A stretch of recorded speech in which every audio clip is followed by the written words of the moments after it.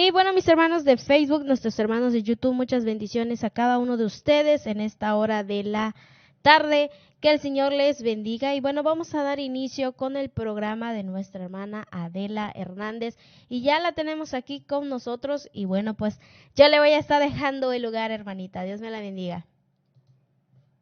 Por la distancia geográficamente hablando, en este momento nos unimos para disfrutar de la palabra de Dios. Seguimos basándonos en el Evangelio de Juan, terminamos el capítulo 1 y seguramente vamos a dar una entradita, una probadita del capítulo 2.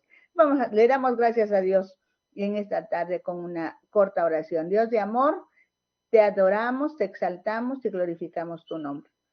Tú estás en todo lugar y eso a nosotros nos da mucha alegría, porque entonces tú estás haciendo lo que sabes hacer, tocando vidas, bendiciendo corazones, alegrando a tu gran creación, a tu obra maestra que somos los seres humanos. Las personas que van a escuchar hoy están ya listas, las que vayan a después escuchar una réplica o dos van a estar listos.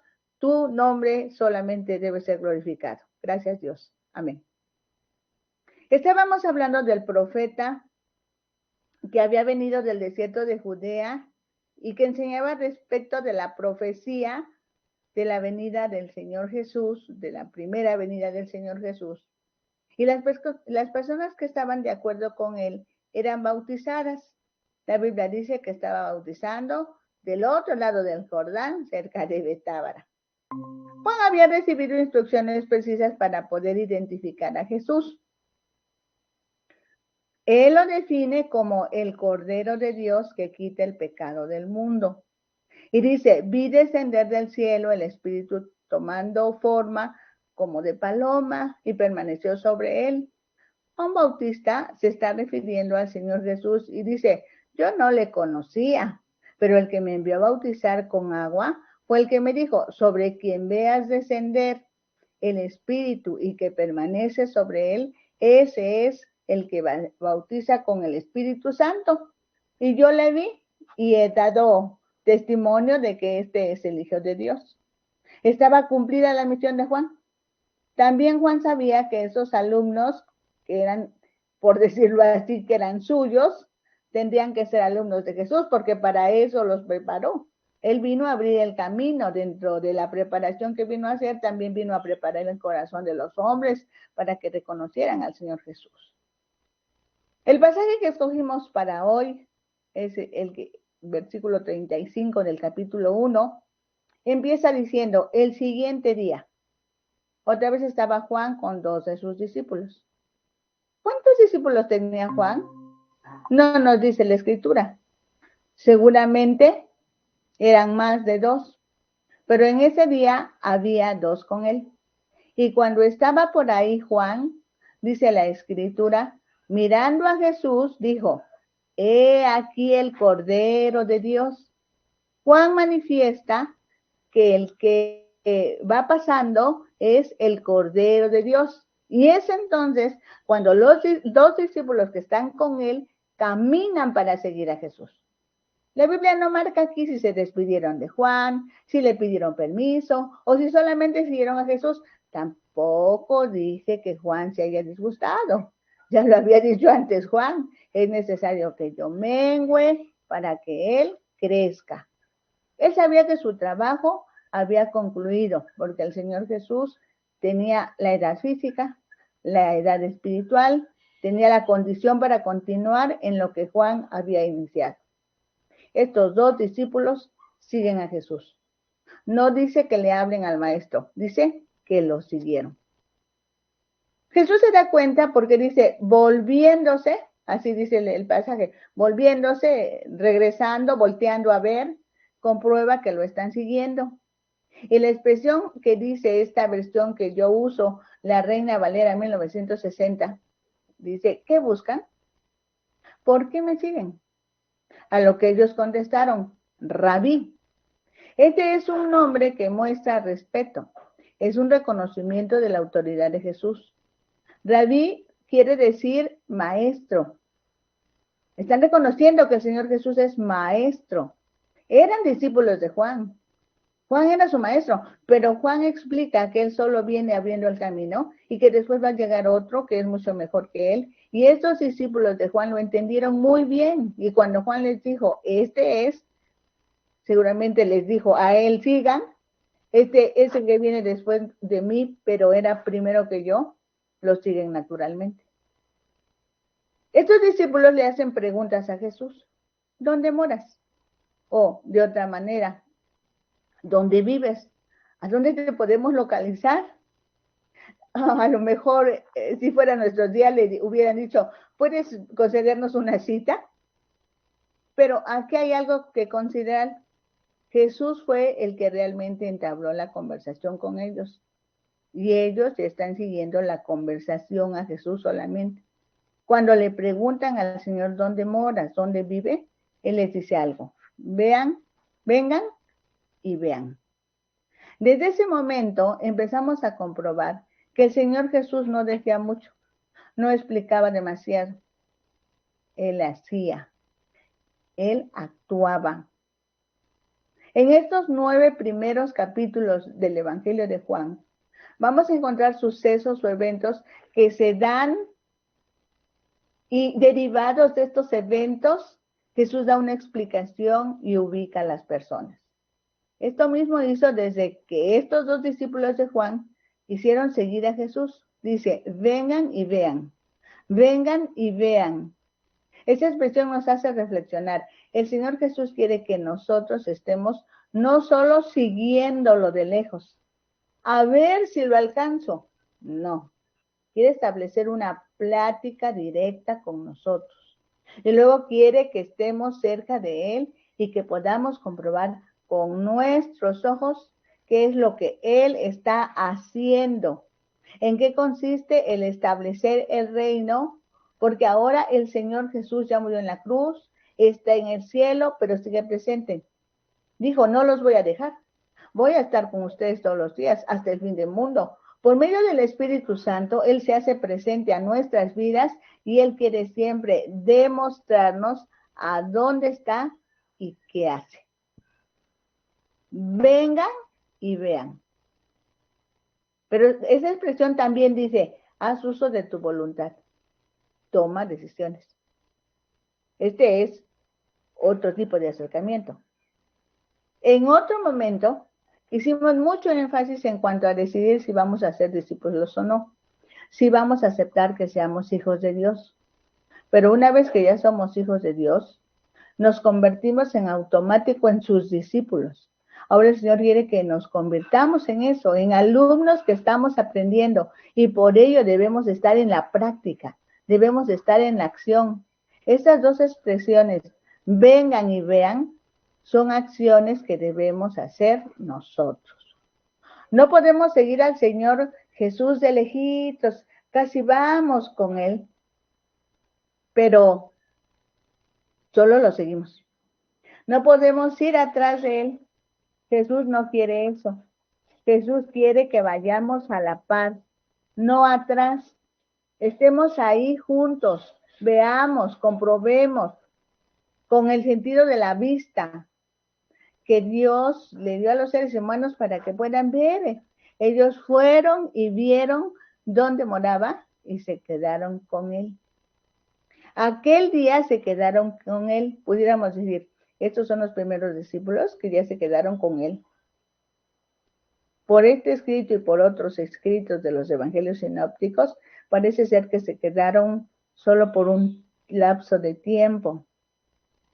Porque en el evangelio de Mateo, la Biblia dice que el Señor Jesús estuvo toda la noche orando y el otro día llamó a los que iban a ser sus discípulos. Eran 12. Así que este es un primer acercamiento. Pero desde el primer acercamiento, las cosas van en serio. ¿Se dan cuenta que con Dios las cosas son en serio? Muy en serio. No podemos jugar a que si somos discípulos o no. Dice que se quedaron con Él en aquel día porque era como la hora 10. Era como la hora 10. Y aquí es necesario que nos detengamos porque nosotros necesitamos entender lo que leemos Y aquí cuando leemos la hora décima, esa expresión es nueva o desconocida para nosotros, porque si bien los judíos y nosotros dividimos el tiempo que se tarda la Tierra en dar una vuelta sobre su propio eje, o sea, el movimiento de rotación de la Tierra, a ese espacio de tiempo le llamamos genéricamente día, pero nosotros decimos que propiamente es día cuando podemos ver la luz del sol, cuando está la claridad, y a la otra mitad del tiempo le llamamos noche, porque normalmente está oscuro, y esto se da por la relación entre la ubicación de la Tierra y el sol. Solo que los judíos tienen otra forma de dividir las horas del día. Seguramente nosotros vamos a ver un esquema, en algún momento vamos a ver un esquema que nos permite hacer un comparativo del tiempo, como los judíos lo dividen, y el tiempo como nosotros lo dividimos, para que nos podamos ubicar cuando leemos. Se quedaron porque era como la hora décima. Ahí está, entre nuestras ayudas para hoy está una ruedita. Ojalá la podamos ver en algún momento en la siguiente diapositiva que tenemos para hoy. Vean, si los que no están ahorita viéndolo por redes y lo van a escuchar por la radio, lo quiero repetir. Los judíos también dividen el día en 24 horas. Mientras está la luz del sol son 12 horas y para la noche usan otras 12 horas. La diferencia es que ellos van de 6 a 6, o sea, su 12ª hora de la tarde, cuando se termina la hora nona, es equivalente a nuestras 6 de la tarde. Por eso decimos que ellos miden su día de 6 a 6. A las 6 de la tarde para nosotros empieza su día y termina al otro día, a las siguientes 6 de la tarde. Sus 6 de la tarde, dijimos, equivale a nuestras 12 de la noche. Entonces, la primera hora del día para los judíos equivale a nuestra 6 a 7 de la mañana. La segunda hora del día para los judíos equivale a nuestras 7 a 8 de la mañana. La tercera hora del día para los judíos equivale a nuestra 8 a 9 de la mañana. Y ahí hay 3 horas, la primera, la segunda y la tercera, que si vemos en el esquema o si lo contamos como lo cuentan ellos, es a las 9 de la mañana nuestra, ellos tienen su hora prima, o sea, su primera agrupación de 3 horas. La cuarta hora del día para los judíos equivale a nuestra 9 a 10 de la mañana. La quinta hora del día para los judíos equivale a nuestra 10 a 11 de la mañana. La sexta hora del día para los judíos equivale a nuestra 11 a 12 del día. Y en ese momento, ellos a ese grupo de la cuarta a la sexta hora, así le llaman ellos, cuarta hora, quinta hora, sexta hora, de la cuarta a la sexta hora le llaman la hora tercia. Ahora viene la séptima hora de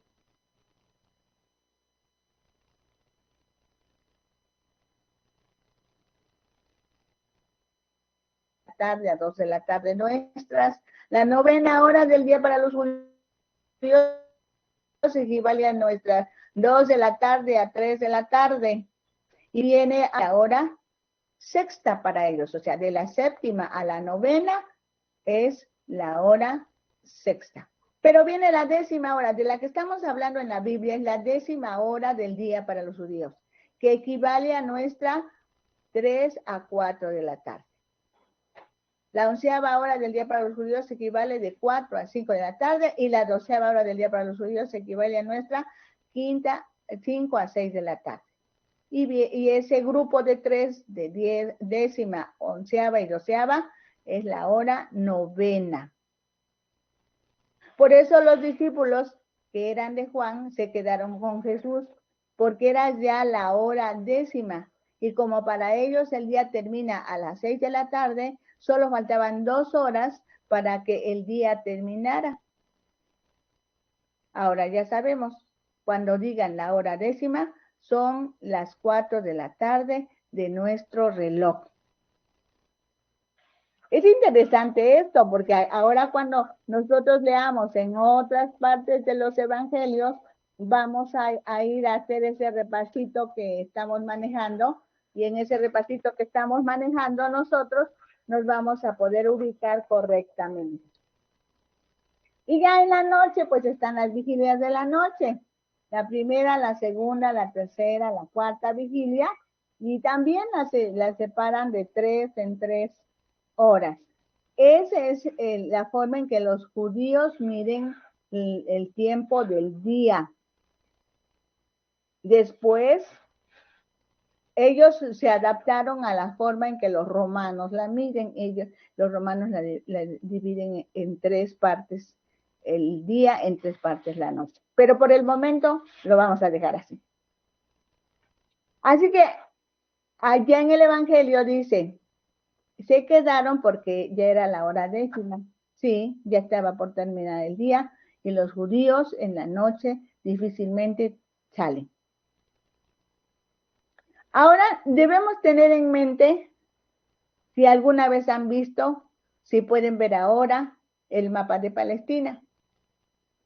En los tiempos de Jesucristo es otro tipo de acomodo, porque es la tierra de Palestina.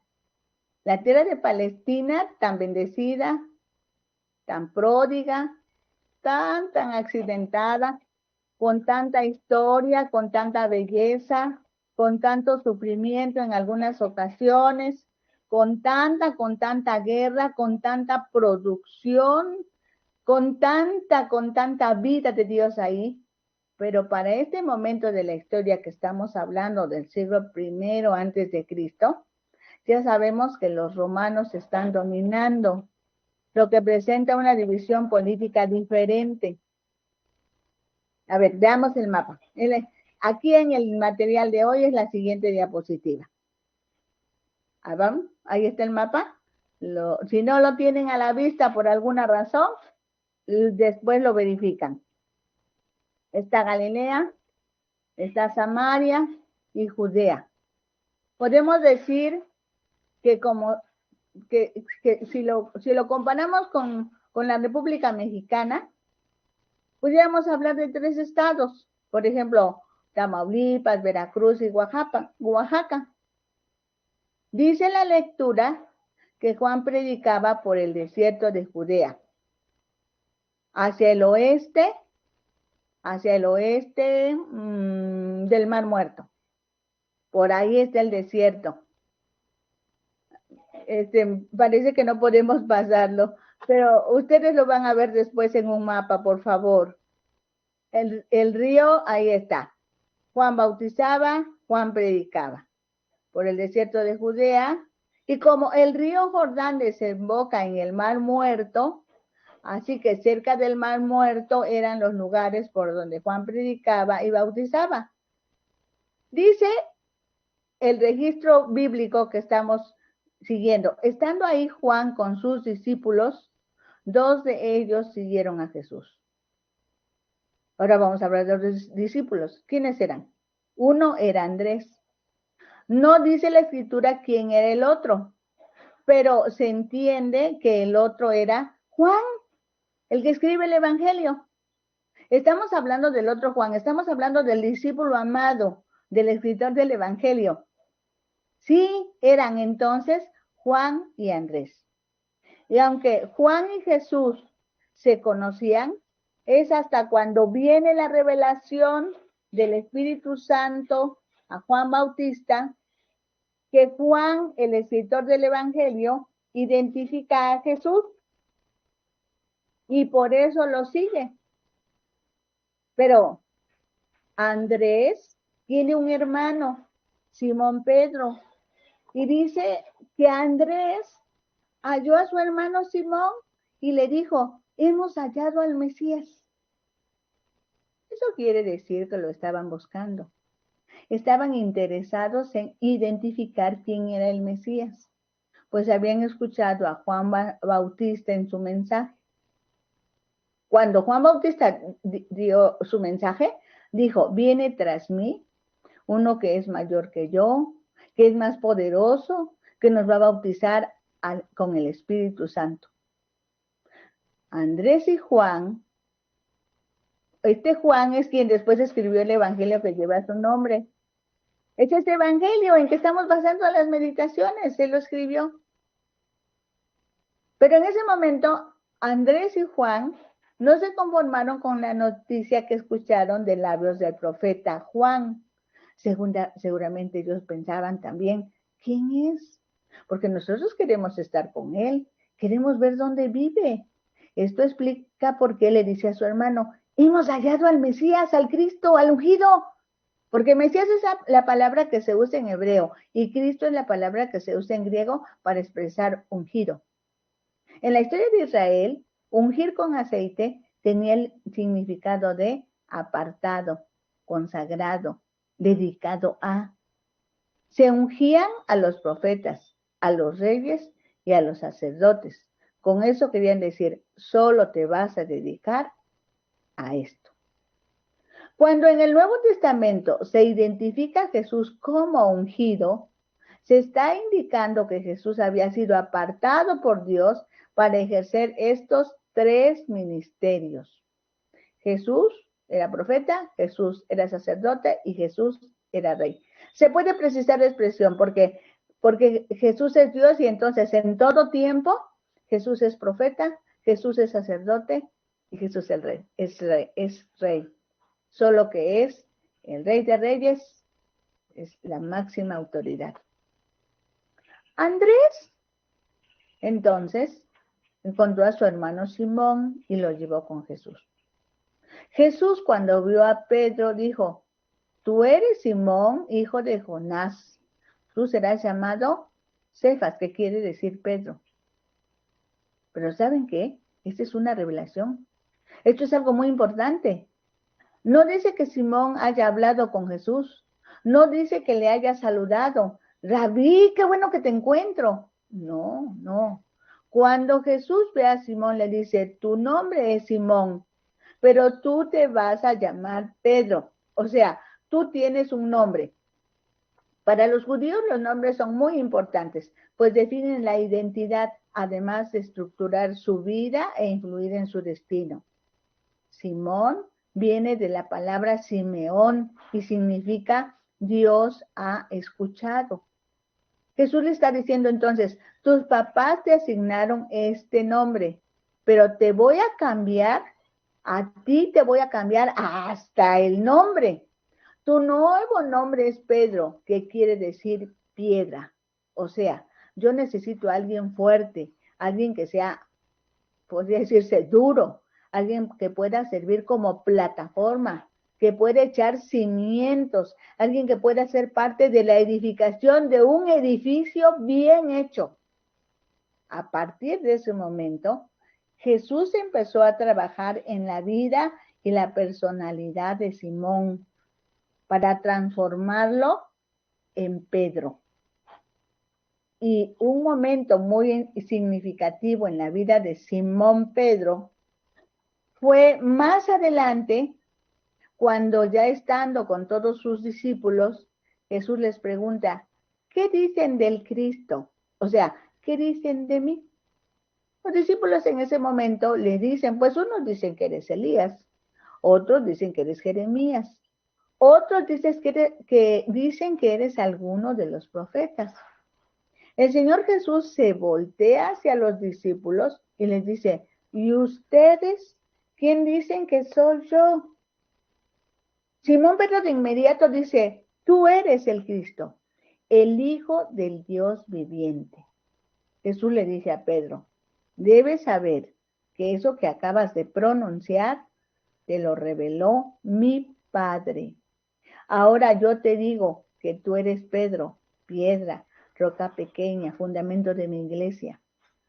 Y sobre esta roca se refiere Jesús a sí mismo.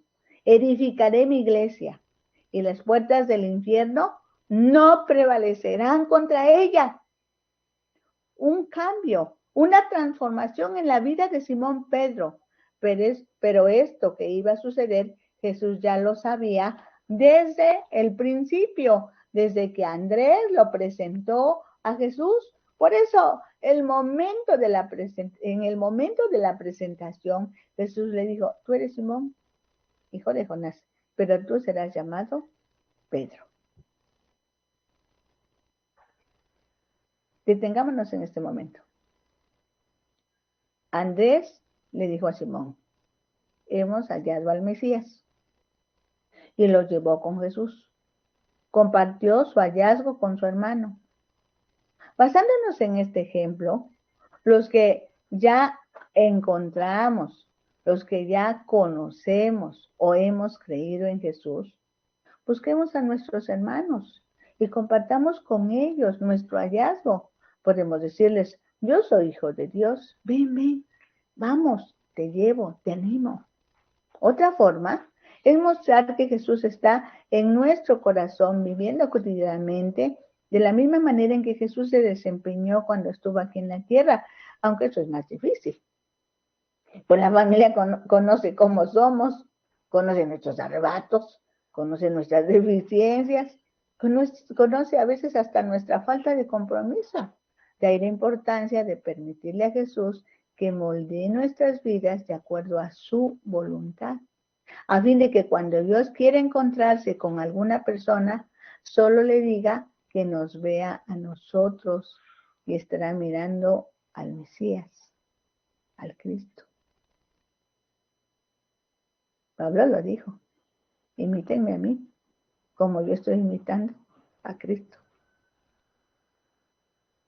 Cuando ustedes puedan observar el mapa de Palestina con la división política en los tiempos de Jesús, ahorita lo tenemos en la pantalla, podrán darse cuenta que al sur del mapa y al lado oeste del Mar Muerto está Judea. Al norte de Judea está Samaria. Y luego, más al norte está Galilea. Galilea es un territorio que no estaba habitado por judíos en ese tiempo en que Jesús vivía en la tierra. Ahí habitaban gentiles. Entonces, en Galilea había muchas ciudades, pero ahí la gente no conocía al Dios verdadero y por eso adoraba ídolos. Vamos a encontrar en este evangelio y en otros evangelios que Jesús estuvo mucho tiempo en Galilea. De hecho, en el año de su popularidad, puso su residencia en Capernaum. Ay, por ahí la buscamos. Después de donde dice Galilea, dice Capernaum. Por ahí puso su residencia el Señor Jesús. Jesús está muy interesado en convivir, en estar, en llevarse, en relacionarse con los que no le conocen. Debemos tener en cuenta esto. Y esto está haciéndole apuraciones a mis hermanos que Dios ha llamado para llevar el Evangelio. Hermanos, yo te recomiendo que le pidas dirección al Señor y que vayas a donde están los que no conocen a Dios para que les presentes a Jesús. Dice el Evangelio que Jesús quiso ir de ahí, de Judea a Galilea. Tenía que pasar, se podía ir de un lado del Jordán, entonces pasaría a Samaria y llegaría a Galilea. A veces se cruzaban el Jordán y se iban por Perea, por Decápolis, por Iturea, y ahí atravesaban el río y se iban a Galilea otra vez. Había por lo menos esos dos caminos. Pero dice que en algún lugar de Galilea encuentra a Felipe. Algunos piensan que pudo haber sido Caná. Entonces, en ese viaje Jesús se fue por el lado oeste del Jordán. No se pasó a Perea y a Decápolis, sino que se fue por Samaria y por Galilea. Porque si se piensa que en Caná encontró a este Felipe, pues tuvo que seguir ese camino. Felipe era de Betsaida, pero también Andrés y Pedro eran de Betsaida. Esa ciudad se nombra en el Evangelio y es muy importante. De ahí, por lo menos 3 hombres fueron discípulos de Jesús. En Betsaida se dieron milagros. Y también en Capernaum, dice en Marcos, en el Evangelio de Marcos, que aunque Felipe, Andrés y Pedro eran de Betsaida, pero tenían su residencia en Capernaum por un tiempo. Porque Capernaum estaba más cerquita del mar y ellos eran pescadores, por lo menos Pedro y Andrés. Así como Jesús. Sus papás vivían en Nazaret, pero él, cuando empezó su ministerio, en el primer año de su ministerio, puso su residencia en Capernaum. Jesús encuentra a Felipe y le dice, sígueme. Este es un llamado diferente. Jesús va caminando y de frente encuentra a Felipe, entonces puede decirle, sígueme. Y Felipe tiene que contestar así de frente. Aunque no queda registrada la respuesta, pero sí la decisión, porque el Evangelio sigue diciendo que Felipe halló a Natanael y le dijo, hemos hallado a aquel de quien escribió Moisés en la ley, así como los profetas, a Jesús, el hijo de José de Nazaret. Otro pasaje que dice, hemos hallado, fíjense, quiere decir, Felipe también estaba queriendo saber, queriendo encontrar a aquel de quien escribió Moisés en la ley, que Felipe hace referencia a la ley de Moisés. Felipe también anda buscando al ungido, al Cristo, que es el mismo que está ahí, el Señor Jesús. Para ellos, la sociedad de su tiempo, Jesús era el hijo de José y de María, porque José y María eran esposos y vivían en Nazaret y Jesús se había criado, había crecido al lado de ellos. Hay cosas que nosotros ignoramos en la sociedad, en la familia. Eso estaba pasando ahí. Así que ellos pensaban que vivían en Nazaret. Pero no, Jesús sí creció en Nazaret, pero él nació en Belén. Resulta que Felipe encuentra a Natanael y también le dice a Natanael, hemos hallado. Y Natanael aquí es especial, es un personaje muy importante. Natanael es realista, es un hombre observador, es un varón con conocimientos, es una persona que no fácilmente no es tan vulnerable a tener cambios en su personalidad. Porque si bien está esperando al Mesías, conoce también la profecía, conoce la palabra, conoce las escrituras. Por eso inmediatamente pregunta, ¿de Nazaret puede salir algo bueno? Esa pregunta fue apropiada. Parece como que menospreció al lugar, a Nazaret, pero no. Porque según las profecías del Antiguo Testamento, no mencionan a Nazaret como ciudad que tenga algo que ver con la venida del Mesías. Por eso dice, pues si estamos esperando al Mesías, si estamos esperando al que Moisés escribió cuando escribió Génesis y Levítico y Números y Deuteronomio, ahí no se menciona Nazaret. Pero aquí también es importante comprobar que Felipe no le rebate, no le hace aclaraciones, no lo regaña. Solamente le dice, ven y ve. Y podrás mirar tú personalmente cómo están las cosas.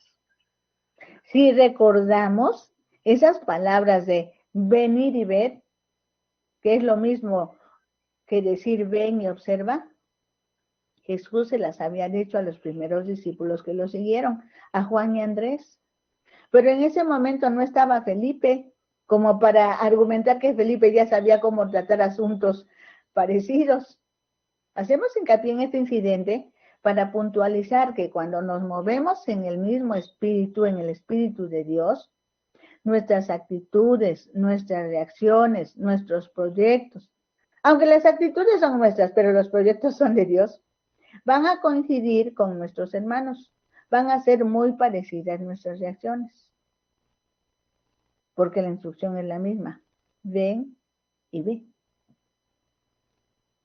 Cuando Jesús vio a Natanael que se le acercaba, dijo de él que era un verdadero israelita en quien no hay engaño.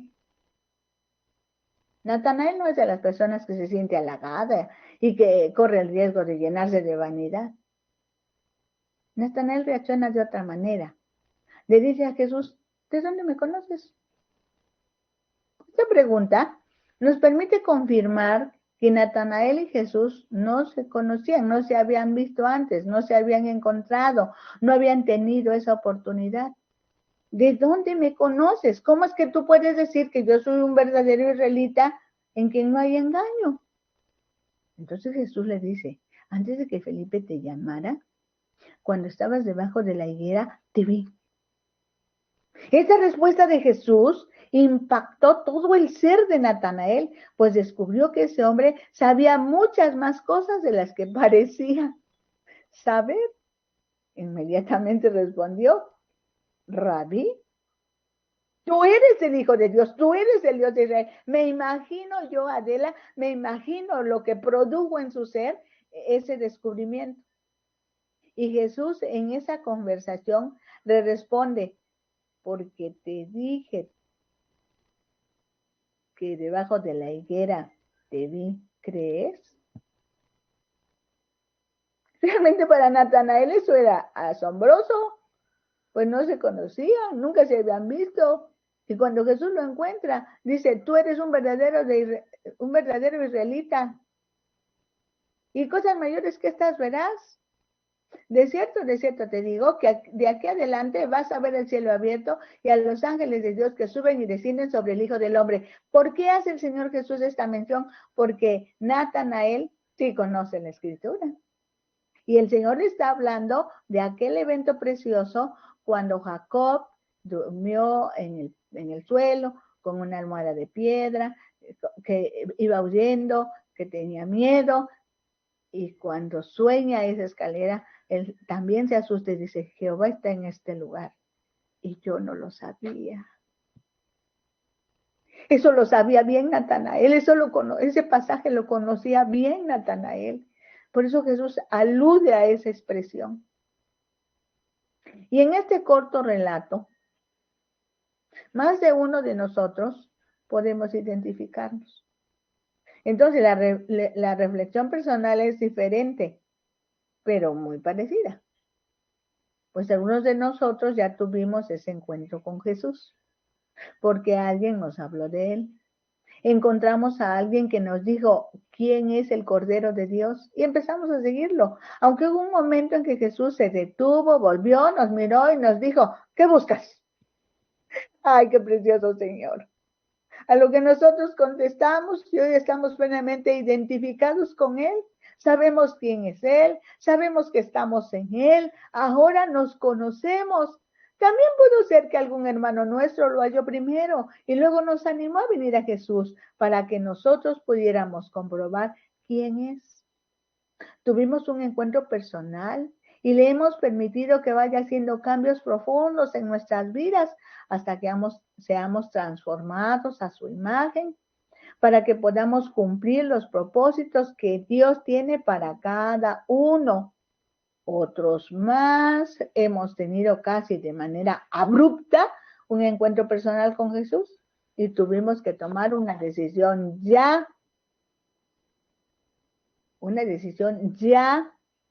para que al encontrar a otros les hagamos partícipes de nuestra experiencia con el Cristo de Nazaret, porque alguien nos dijo a los que no le conocemos, que era el Cristo de Nazaret. Realmente él nada más creció en Nazaret, pero así también se conoce. Pero entre el auditorio están escuchando personas que todavía tienen preguntas respecto de Jesús. Y el Espíritu Santo está interviniendo para que puedan oír primero y entender enseguida que el Señor Jesús es el Cordero de Dios que vino para quitar el pecado de la humanidad. Ahí está incluido cada uno de estos radioescuchas que no han tenido la experiencia de encontrarse con Jesús. Y sí, a ti, específicamente a ti, el Señor te está diciendo, sígueme. O bien yo te hago la invitación, ven y observa lo que Jesús está provocando en tu corazón y experimenta por ti mismo ese toque de Dios a tu vida para que lo conozcas personalmente y puedas reconocerlo como el enviado de Dios para ti, para que tú experimentes que Jesús es el que puede quitar el pecado del mundo y llenar de tu vida de paz, de esperanza. Que te pueda dar vida, que puedas encontrar esa relación con Dios. Y a partir de ese momento en que tú se lo permitas a Dios, se cumplirá en ti esa misma palabra que Jesús le dijo a Natanael. Vas a ver el cielo abierto y vas a disfrutar de esa nueva relación que estás descubriendo en este momento. Yo quiero hacer una oración. Y yo quiero pedirle a Dios en el nombre de Jesús, que esas personas que por primera vez entienden el mensaje de vida, que conduce a una nueva relación con nuestro Dios, creador del universo, y que espera que nos reconciliemos con Él para que disfrutemos la relación de ser hechos hijos de Dios por la fe en Jesucristo. Que esas personas lo puedan hacer hoy mismo. Sí, Señor Jesús. A ti vengo. Y también vengo al Padre en tu nombre. Y te digo gracias por esta palabra que ha salido y que va a correr y que sigue ya corriendo. Sé, Espíritu Santo, porque así lo explica el Evangelio de Juan, que ese Espíritu que Dios mandó cuando Jesús subió al cielo, venía o vino o está aquí ya para hacernos entender, hacernos reflexionar y convencernos del pecado, de justicia y de juicio. Convéncenos, Señor, de la necesidad que como humanos tenemos de venir a ti, de reconocer quién es el Cordero que está ahí, el Cordero de Dios que quita el pecado del mundo, y que empecemos a seguirte, porque en un momento determinado tú vas a voltear y vas a tener un encuentro con cada uno de ellos, como lo hiciste conmigo y como lo has hecho con millones de personas que te conocemos ahora. Abrázalos a ellos, Espíritu Santo. Diles a su oído que les ama Dios. Explícales, tú toca su espíritu. Espíritu de gracia, te suplicamos que toques las vidas. Sabemos que los que han de ser salvos, tú ya los estás tocando, tú ya los estás abrazando, tú ya los estás alertando, tú ya los estás inquietando. Lo sabemos porque así eres. Tú eres muy bueno, Señor. Gracias entonces por todos los que hoy están atendiendo y que pronto tendrán una relación directa contigo. Bienvenidos otra vez y todas las veces que sean necesarias diremos eso. Bienvenidos. Esta es una probadita. Ya no nos dio tiempo de dar otra probadita para el capítulo 2. Con la ayuda de Dios, la próxima semana estaremos hablando de esa fiesta, de esas bodas, de ese vino. Qué bendición. Ya quisiera compartírselos, pero el tiempo se nos va, se acaba. Bendiciones. Mucho gusto. Hasta la próxima, si Dios nos presta vida. Amén, hermanita, muchas gracias. Muchas Amén. bendiciones, gracias por compartir esta palabra con nosotros. Y bueno, pues si el Señor así lo permite, nos vemos el próximo miércoles a la misma hora. Bendiciones. Y bueno, mis hermanos, así hemos llegado al final de este tiempo que el Señor nos permitió. Que el Señor les bendiga, que el Señor les guarde en esta hermosa tarde, ya aquí, hora México. Y bueno, pues seguimos escuchando Ventana Virtual Cristiana Radio y así como dijo nuestra hermanita, esperemos hasta el próximo miércoles con esta palabra que sé que va a ser de mucha, pero mucha bendición para nuestras vidas.